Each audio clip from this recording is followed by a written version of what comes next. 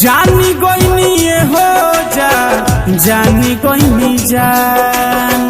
जानी गोइनी ये हो जा जानी गोइनी जान प्यार नहीं खेलिखल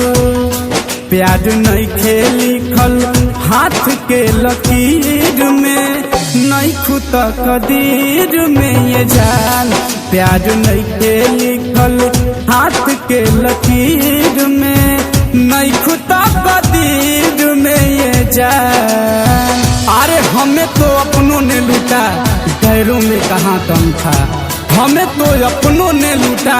गैरों में कहाँ दम था मेरी किस्ती थी डूबी वहाँ जहाँ पानी कम था निकला था सामो शहर दिल में कुछ अरमान था निकला था सामो शहर दिल में कुछ अरमान था पैर तरह पड़ी हड्डी उस हड्डी का बयान था कोई चलने वाले मुसाफिर जरा देख के चल एक दिन मैं भी तेरे जैसा इंसान था दिल टूट लागे कवनो होला ना आवाज हो फिर कैसे सुनी जमाना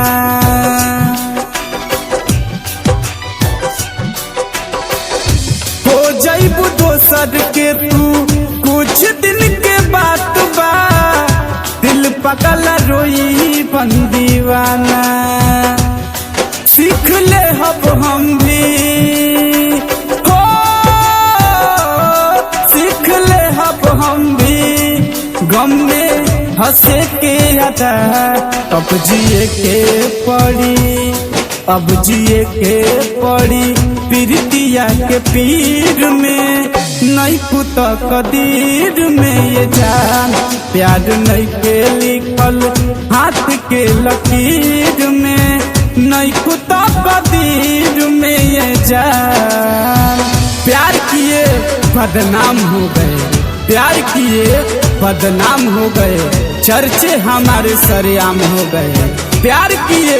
बदनाम हो गए चर्चे हमारे सरेआम हो गए और उस जालिम ने दिल उस वक्त तोड़ा जब हम उसके प्यार के गुलाम हो गए गुलाम हो गए गुलाम हो गए।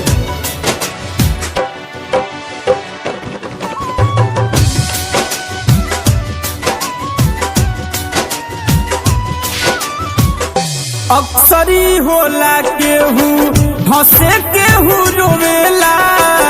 प्रेम के भी लीला कुछ अजीब बा